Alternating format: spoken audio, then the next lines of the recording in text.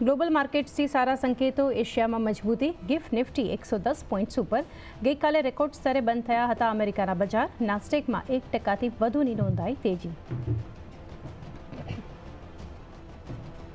પશ્ચિમ એશિયામાં તણાવ છતાં ક્રૂડની કિંમતોમાં આવ્યો ઘટાડો. $82 નજીક પહોંચ્યો ક્રૂડનો ભાવ.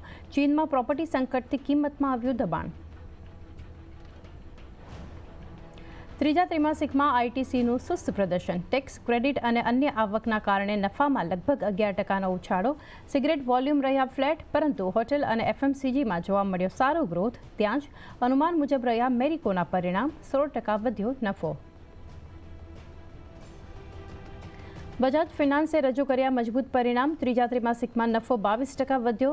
નેટ ઇન્ટરેસ્ટ ઇન્કમમાં જોવા મળ્યો 25%નો ઉછાળો, પરંતુ એસેટ ક્વોલિટી થોડી બગડી. ત્યાં જ એનટીપીસીના પરિણામ અનુમાન મુજબ થોડા નબળા રહ્યા. નફો 2% વધ્યો, પરંતુ માર્જિન્સમાં જોવા મળ્યો 60%નો ઘટાડો. અને નિફ્ટીની 3 દિગ્ગજ કંપનીઓ એલ&ટી, ડોક્ટર રેડ્ડીઝ અને બજાજ ફિનસર્વના આજે આવશે પરિણામ. તો વાયદામાં એસઆરએફ, વોલ્ટાસ, એમ&એમ ફિનાન્શિયલ અને એસ્ટ્રલના પરિણામ પર પણ રહેશે ફોકસ.